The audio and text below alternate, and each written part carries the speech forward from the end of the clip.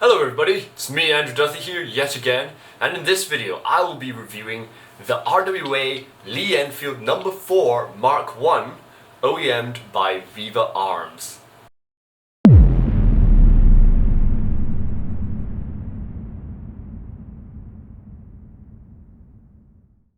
The Lee Enfield. Only a few rifles can hope to match its legendary status and rich extensive history. Originally a redesign of the existing Lee Metford rifle, the Lee Enfield first entered British service in 1895, where it quickly gained a reputation for accuracy, reliability, and most importantly, a fast rate of fire. The rifle would continue to see frontline service in all of the British Empire's wars over the next half century, including the Second Boer War, the First World War, and the Second World War. The Lee Enfield No.4 was designed in the late 30s as a modernized variant of the existing SMLE and entered service in 1941 in time for World War II. And it is this version this airsoft gun is based off of. But let's get back to airsoft, shall we?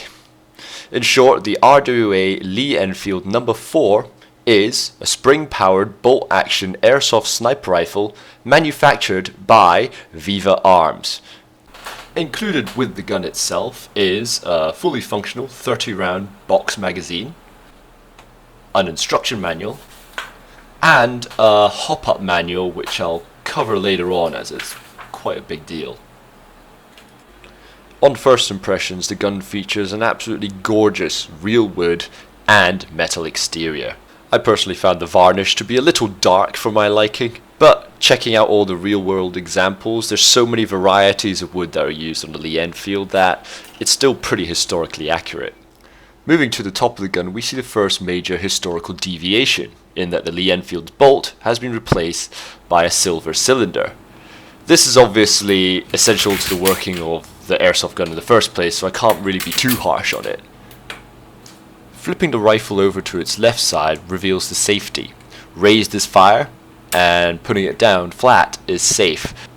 And for those who absolutely need to nitpick, there is one flathead screw missing on the replica version that is present on the real one. Moving up to the top, the Lee Enfield No.4 features its signature flip-up iron sights. These are adjustable from 200 yards to 1800 yards. No reason you'd be using it in airsoft, but it's good to have anyway. The sight picture itself is a standard peep sight. Good in, effective airsoft ranges, but there are no actual mounting options for any optics. Moving over to the rear, we come across the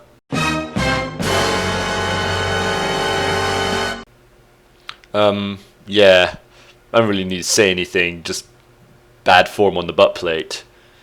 Thankfully, it is apparently compatible with real steel butt plates, so you can go and buy one, and they're pretty cheap.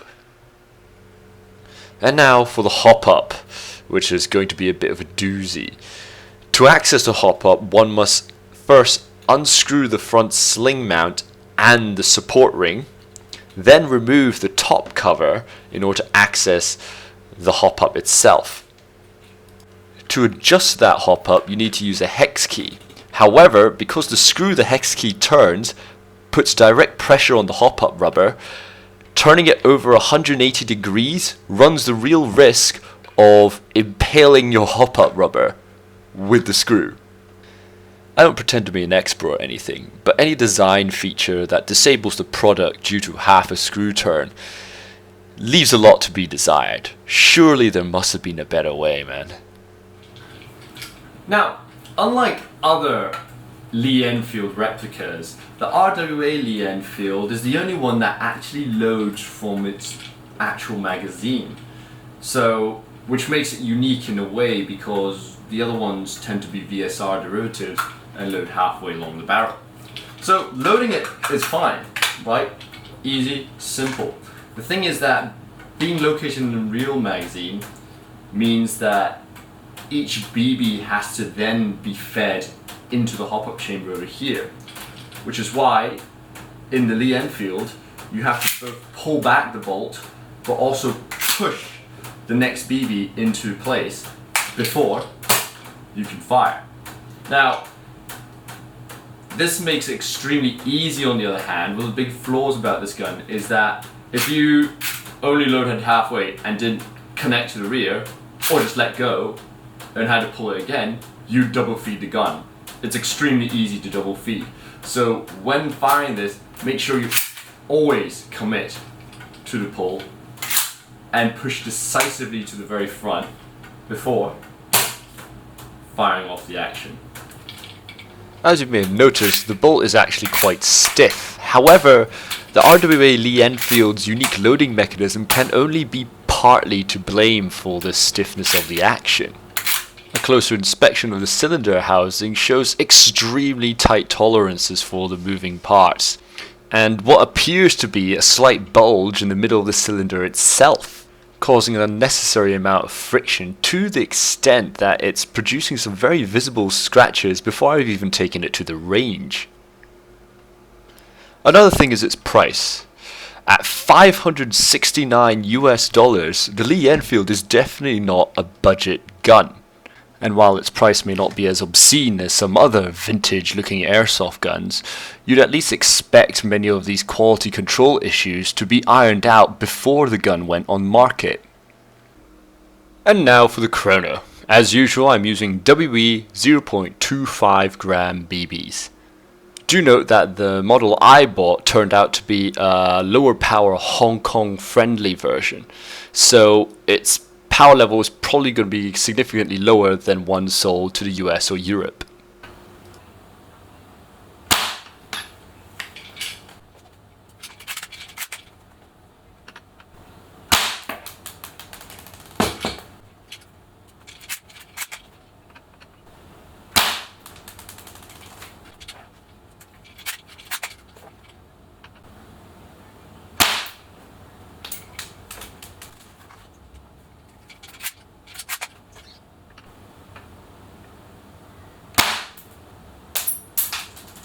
And now time for the shooting test. I'm here right now today in Armed Forces, Hong Kong, and it's been a blisteringly hot day in today's milsim, but it's also a good time to actually test this Lee Enfield on the range. So, I'll just fire a few shots and then tell you what it feels like. So, magazine in as usual, and exceptionally stiff vault, and fire. Good hit.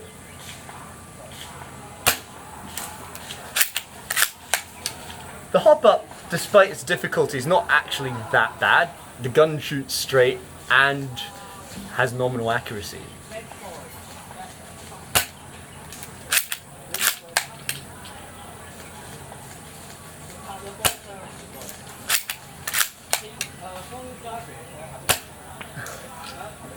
And yeah, it's actually alright. It does actually shoot pretty well and pretty accurately.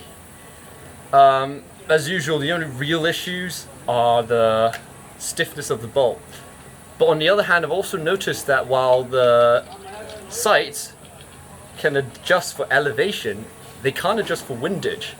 So, and also they're not exactly that precise. You know, they're still, you still really got to take a lot of time to align them to the front post, which also means that it's just shooting just a tiny, I think 1 MOA to the left of where it should be shooting.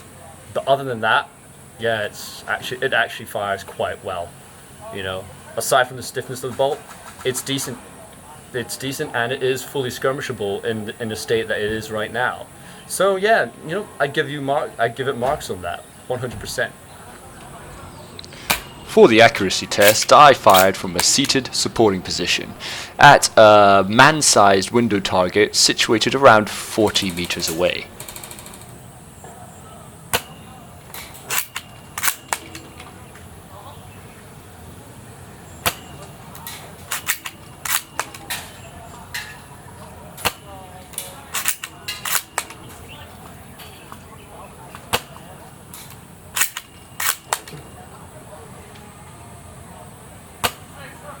With the hop-up carefully adjusted, the accuracy of the Lee Enfield is entirely acceptable and provides a nice flat trajectory despite its limited power. The stiffness of the bolt might mean that some weaker players might be fatigued from prolonged use. However, in the middle of shooting this particular accuracy test, you may have noticed a cut in the middle, and that was because one of the BBs actually got jammed quite firmly inside the breech, which actually necessitated me to use my keys to pry it out from the interior of my gun. Not exactly something you want to be happening in the middle of a game, mind you. Furthermore, after putting around 300 rounds through my Lee Enfield on the day, my aforementioned scratches on the cylinder became far worse, to the extent that I had aluminium shavings all along the side of my Lee Enfield by the end of the day. And there we go. So I'm sure you must be wondering the $569 question, and that is the Lee Enfield worth its price? And my verdict is, only if you're looking for a Lee Enfield and absolutely nothing else. Because that's its only main selling point, the fact that it's the only commercially available airsoft Lee Enfield out there. Whilst it does have a real wood stock and a metal furnishing that looks like a Lee Enfield, it's not compatible with real steel Lee Enfield optics and accessories.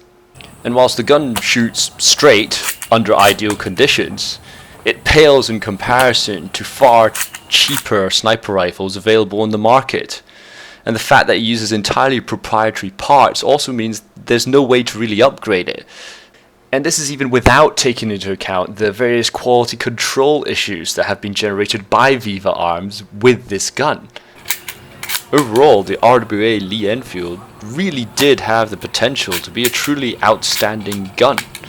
However, a combination of small, overlooked issues brought it well short of that. Anyways, I hope you enjoyed this review. It took me a bit longer than usual to get it done due to being quite busy these days. Like and subscribe if you like some more. And as always, have a nice day.